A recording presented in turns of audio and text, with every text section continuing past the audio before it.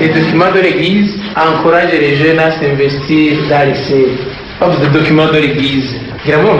cyane cyane ndi magistère uvuga magistère ni abepiskopi na papa n'ubigisha ufise umusaza w'abapadiri ni mu runani rwabo ni en communion avec nibo bateza gushikiriza ibintu abakirisu abandi uko ari kwiyadukiza papa yanditse rero mu runani vyanditse habagara kubikurikiza uko abigira college bari kumwe n'abandi bepiskopi n'abepiskopi ntawe ngira ikintu wenye kenshi bagira mu runani la collégialité. Les documents de l'église ce sont les documents écrits par le magistère. Nuko kwigisha bari hamwe abepiskopi na papa bari nabigisha b'eklezia rero muri eklezia baranditse ibintu byinshi bidukundisha imibano mitomi ko abantu bose bahaguruka maze bakamenyesha inkuru nziza ku buryo inkuru nziza ikora ku mutima wawe cyane cyane barondera ko inkuru nziza itusha le cœur, que cette parole de Dieu touche le cœur, transforme de l'intérieur les collectivités, les personnes. Ni objectif que inkuru zishikira imitima y'abantu bagahinduka bakava mu byo bari bakamera neza. None rero je nashaka dushimikire imibano mito hari ibibazo umuntu yibaza maze ushobora kwitorera inyishu canke kugerageza ko vyishura mu majambo make kari vyiza bidakunze naho umuntu agumana ibibazo mugabo kazara anonosora ivyo bibazo twocako ni vyinshi mugabo bimwe beneza ko ari bitonya bidafata umwanya munini hariho rero imibano mito kugira ngo bamaze kubabwira ikibazo ca mbere kubera iki muri no myaka amaparuwasi ariko arakomeza imibano mito ubutumwa mu maparuwasi bashimbira imibano mito kubera iki ico ni kibazo umuntu kwibaza muramuciye kubera iki bariko bavuga ngo gira imibano mito ubwa kabiri ishingiro y'imibano mito Kristo niri ishingiro ishingiye kuki ihagaze kuki hama bwa gatatu abagira umubano ni bande bahamagare kuja mu mubano mito Kristo ikindi kibazo mbega batari abakatolika barajamwe abakristo atari abakatolika canke abamiziruma barajamwe batari abakatolika barajamwe hanyuma ikindi kibazo bogira inama hehe bogira kangahe mu kwezi ikintu ntashobora kwibaza bugira gatandatu uruhara rugwaruka nuruhe ko rero biberekeye umva rero ikibazo gikomeye uruhagwaruka nuruhe ugira indwi urongora inama ninde mu nama hakorwa iki bikwirikirana gute ikindi kibazo umuntu ashobora kwibaza ubwira umunani n'indinganizo y'ubutumwa mu mubano bw'icenda ingendo yo gukundisha abantu umubano yobiye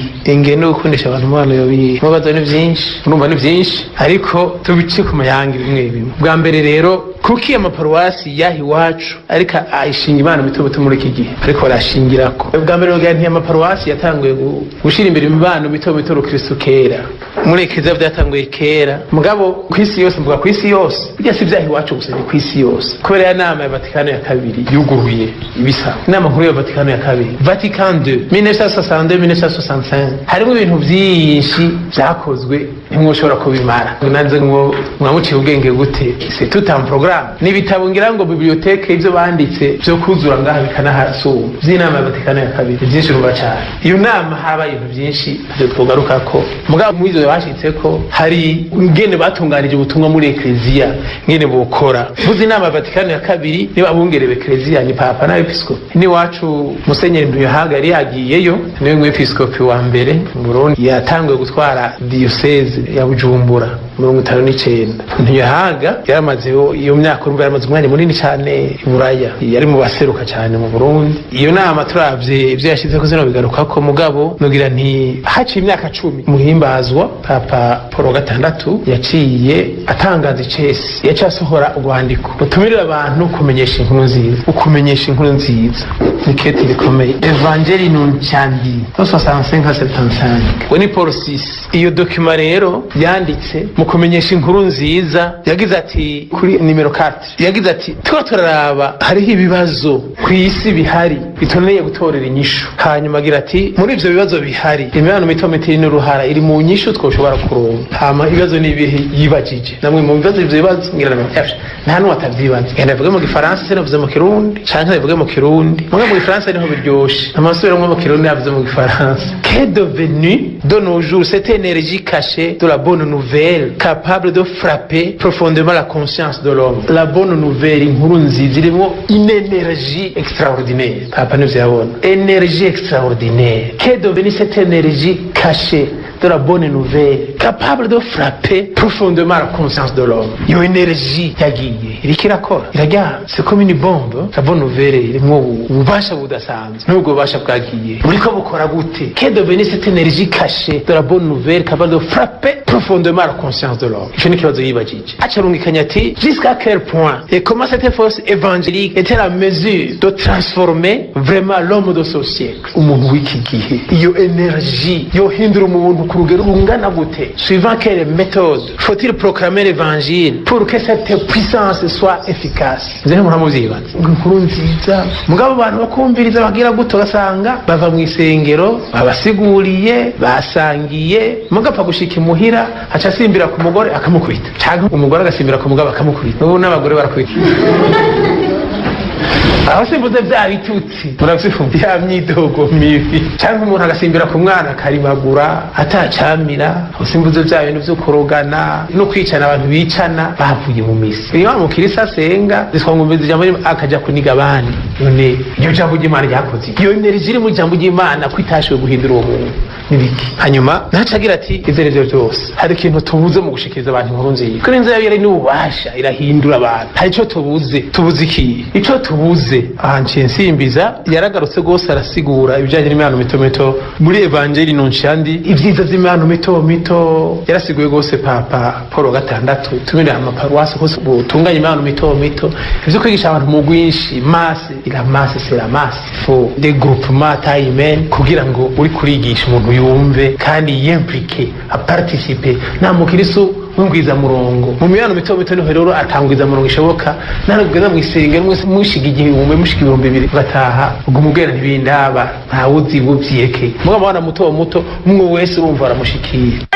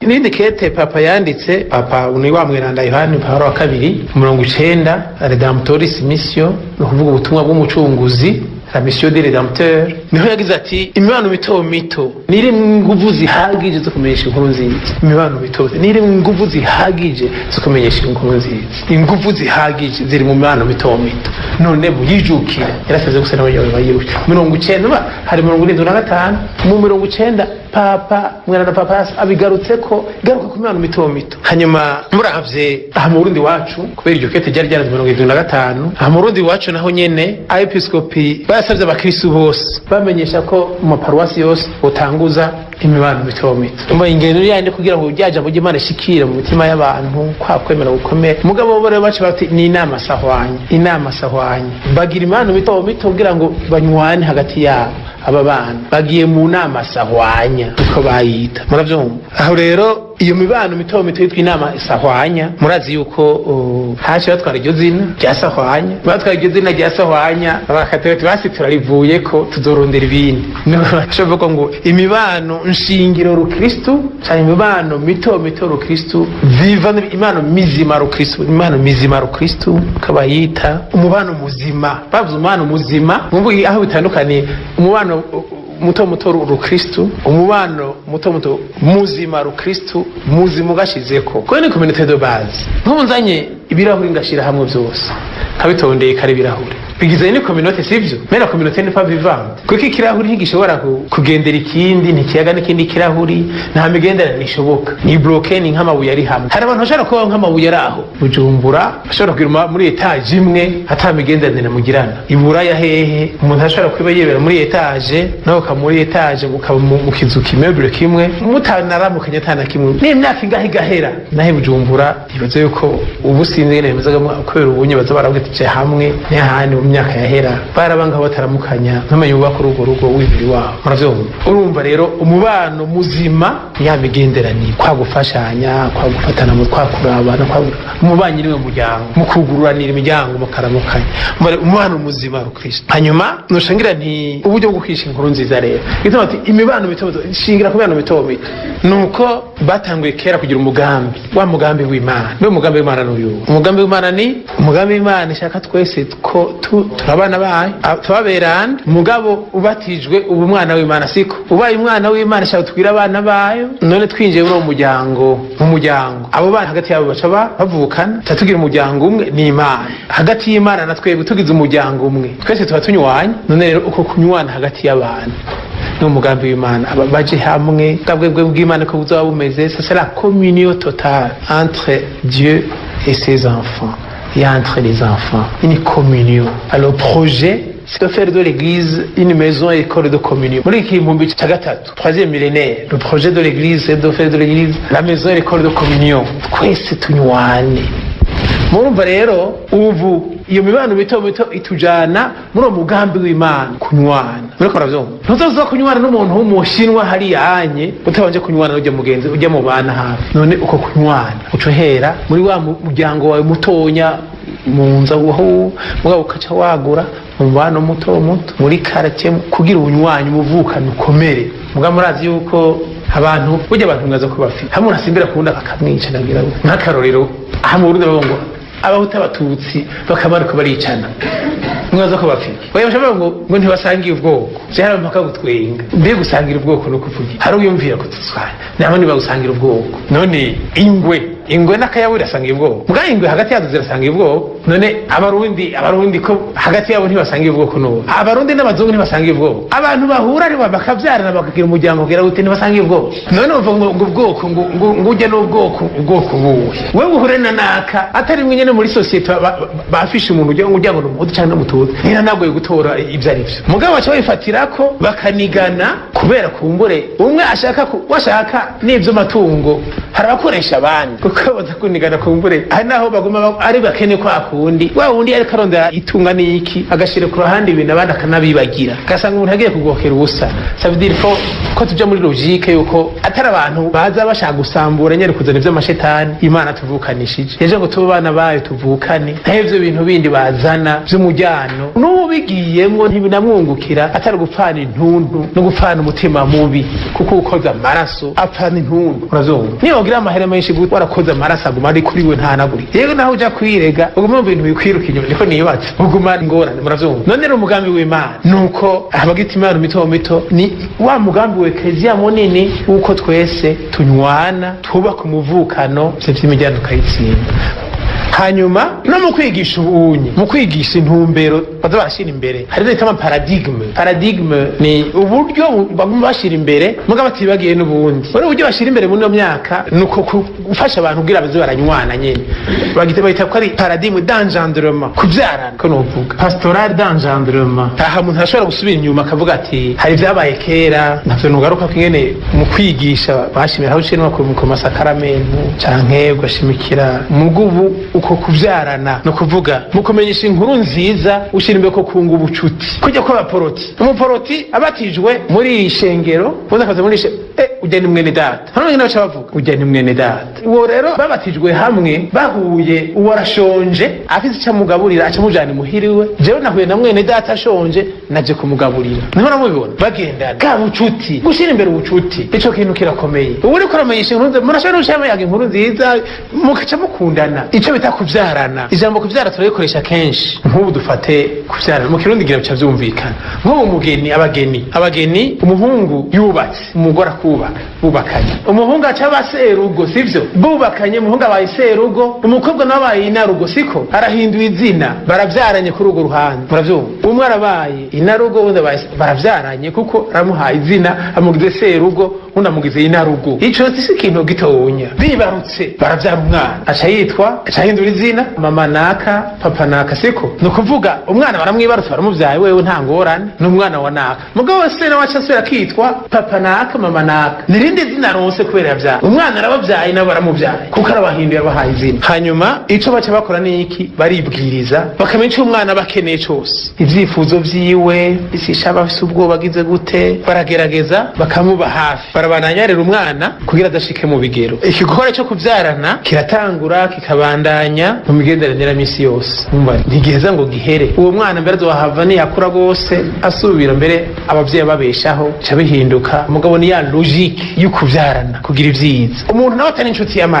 inshuti y'amaraso wamugiriye neza acagira ngo iki uramvyaye yumva ko mwasangiye umuryango wamuvyaye wamwiyegereje ntaraba urukoba ntaraba intara ntaraba jesi ndavyita ubwoko zino novyita ntaraba ico ari cyo cose urumva umuvyaye umugiriye neza ubumubereye umuvyeyi hanyuma mumenye ko wita umuntu umuvyeyi canke umuvukanye umuvandimwe nico kimwe kuko n'umuvukanyi wawe ntacyo udashobora kugira umuvukanyi wawe nawe nyine ntacyo tokugirira kiretse ari kigabo ntacyo tokugirira umuvyeyi kandi ntacyo umuvyeyi tokugirira kiretse hariho ubwabo hagati y'umwana canke umuvyeyi umva nitegeko mugabo urumva duce dusimbiza kubera bwa buremere bw'amazi yibatishima busumba kumbura n'uburemere bw'ubucuti bw'amaraso ntafata mugenzanje yuko nawe anjara nkamuvyara ni mwene da kandi sivyo mu kirere hama rero duca tumenyera gutanga ubuzima umufashije ngo agire ubuzima bwiza bumuvyaye uretse ukagera gukora ivyiza abandi kwerekana urukundo mugabo kugira tubishobore isoko tuvoma ko twe tuguma turi bamagarama ni kwa Yezu ne tuvoma ko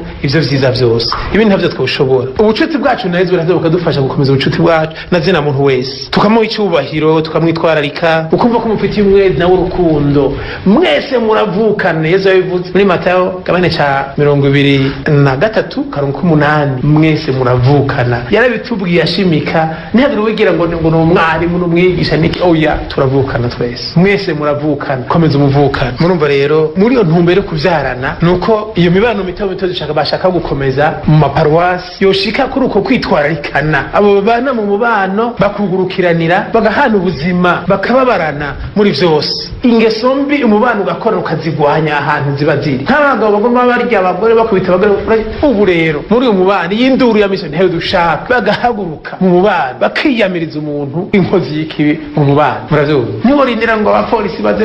yananiranye muramuhagurukira ahantu mwakamera neza babana bananiranye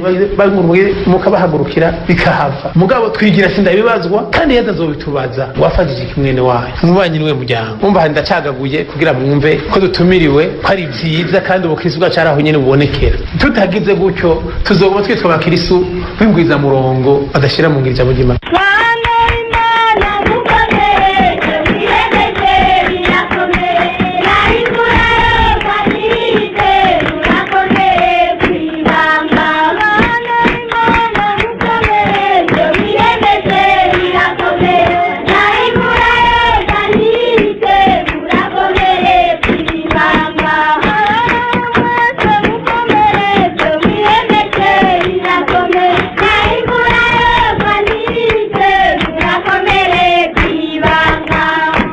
bwa kabiri rero ishingiro ry'imibano mizima ru Kristo niri rishingiye ku karanga k'abakristo ba mbere ishingiro ni kubukaranga k'abakristo ba mbere ibikorwa by'abatumwa gabane cya kabiri acte 2:42-45 acte 2:42-45 abakristo ba mbere bavuga ko bashigikirana mu byo kwigishwa n'abatumwa mu byo kugira ubumwe kivukanyi mu byo kumanyura umukate no mu byo gusenga abakristo ba mbere bintu bine bagaca babananye bati abari bamaze kwemera bose bari bahuje umutima no mushaka kandi muri bo nta wagira ngo ibyo atunze ni gwiwe byari bya bose gusabikanya inyigisho z'abatumwa kuzikurikirana vuba bibire ntibwasohoke ko biri tari bwasohoke rero baranyoterwa inyigisho bakayihurumbira baranyoterwa inyigisho bakazihurumbira abatumwa nabo barakunda gushishikara kwigishwa birahambaye cyane mu bano, barakenera inyigisho mu bano. None kirakomeye ico c'inyigisho, kwigishanya, barakenera kugira ubumwe kivukanyi. Kugira kabiri, kunywana n'Imana Data, Mwana, Mutima Mweranda, maze ibiguhimbara canke ibikubabaza ku mutima no ku mubiri byose muraheza mukabisangira, ibisosi birura, ububabare n'akanyamuneza. Ubumwe kivukanyi, gushishikara gukomeza ivyo kugira umwe kivukanyi birakomeye. Muravyumva, uwo muvukana,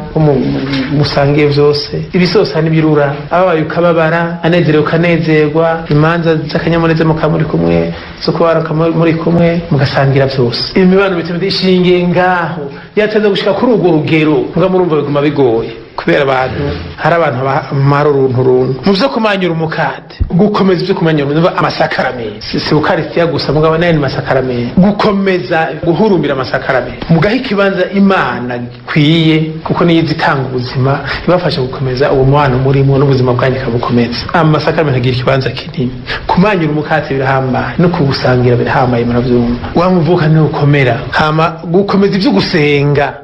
gusenga, n'iryo jambo rirakomeye cyane. Komeza ivyo gusenga, bemwe musenga guti ivyo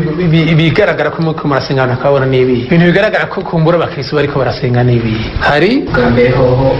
kwitaba imbuka y'imisa, cyo kirimo umva utakija mu misa no gusenga, kuvuga ishapuri muri hamwe siko nenda vuga irozari. Intumwa y'Imana iravugisha kwiravuga irozari, gusenga mushike ivyo gusenga. Hariho uguteramira Yezu mu isakamiro ryeranda, nico kirahamba. Hariho ukuzirikanira hamwe ijambo ry'Imana, muramubigira wene muri mukamenyekana mukamuramenyereza, muzoca mumenyereza abandi, mugabo kana ukazirikana wowe wenyene, vyo birahamba. Igisabisho cyo kuninahaza ruwa nk'ivyo vyose ni vyiza sivyo. Hanyuma gushishikara kwigishwa n'abatumwa, mwenda bona kubuza muragerageza hamwaje no ni kwa kwigishwa murabandanya, faut parateser des enseignements, ubishobora kwigishwa vyo kumanyura umukate, vyo kunywana, ubumwe kivukanye, gukomeza ubumwe kivukanye. Kugira kabiri, ubumwe kivukanye, kugira ubumwe, gukomeza wa muvukana ubumwe kirakomeye. Kumanyura umukate, vyo kumanyura umukate, vyo masakaramentu birakomeye, ivyo gusenga birakomeye, ugusabikanya bice bijana namwe vyo kugira ubumwe. Abari basangiye barasangira n'itungo, ivyo bose barabisangira, ni bwa bumwe baza buhiya gusa gukomeza bwabo. None ivyo bintu bine, ugushikara kwigishwa, ugukomeza ubumwe kivukanyi, ukumanyura umukati vy'amasakaramentu n'ibisabisho, ibintu bine byaraheza rero bigafasha abakristo ba mbere ukabona ko ari umuryango w'abana b'Imana koko. No mubano muto muto Kristo muzima turiko turavuga, ngiyo ishusho dushaka kwifasha kumubano ufata, niryo shingiro.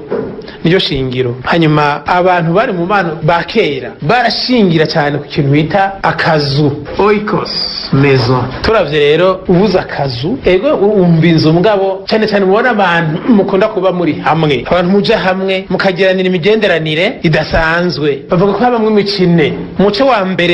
wa mbere n'umuryango w'amaraso, umuce wa kabiri n'ababanyi, umuce wa gatatu nabo mukorana ku kazi, umuce wa kane n'abagenzi, inshuti z'amaraso, ababanyi, abo mukorana ku kazi, abagenzi, abo muri kumurumva nta n'umwe atagiyemo, muza murahura n'akazu, ikos n'akazu. None abo rero musangiye inzu, mumva urafise ine influence kuri bo, muravyumva. None mwe murafise ine influence kuri bo, abo bose muragira uruhango mubigisha, murumva yuko muri ko bararuka ibikorwa mugiye gukora mu nzi wanyu. Irigisha bo muvukana ntutinye, n'abavyeyi babwire inshuti zawe ntuzitinye, abo mwigisha niko kazi cyangwa n'abakora akazi ntimubatinye, makari n'abagenzi mukabasabikaniriza loikos, kuko bavuga bati abo bantu ntubitorera, ni Imana ibaguha, ni Imana yabaguhaye. Ngo rimwe baragira urutonde rwabo bakabona ikibaranga, kone kiranga abantu bose umwe, ngo acohera ko bari kure ekleziya, abari kurubona ko arabahakanye. None muri bibiliya tubisanga he? Luka 19:19. Luka kigabane 19:19 ati uyu munsi cage cazashi Yesu agendeye zashi, uyu munsi urukiza gwashitse muri iyi nzu, yari kwa Zake, urukiza gwashitse muri iyi nzu. Hanyuma muri Yohani 4:53 Yesu akijije umuhungu w'umutware, ngo uyo mutware yaremeye hamwe n'abantu bo mu nzu yiwe bose, umutware yaremeye hamwe n'abantu bo mu nzu yiwe bose. Yohani 4:53. Mwibuke Corneille nawe nyene ngo yaronse umutima mweranda hamwe n'abantu bo mu nzu yiwe bose, kuko by'abatumwa agabane cicuru, yaronse umutima mweranda hamwe n'abantu mu nzu yiwe bose. Hamisha ico nobabwira nuko ibinjana bitatu vya mbere nta masengero yariho, abantu basengera mu nzu, basengera mu mazu yabo. Abo rero bari mu mazu yabo nibo bashikiriza ijambo ry'Imana, bakaza barishikiriza abandi, benshi bakiza abantu kwemera kubaranga, bakabihererekana kandi bakiza bagama biyongera gutyo gutyo. Iyo ni intumbero nziza muravyumva. Natwe naho duheramwo mu masengero, mu nzu tubamwo, jakora mu haribira ntuzo ry'umunwa, uravugira Imana, uramwigisha wumve yuko ubutumwa bufise.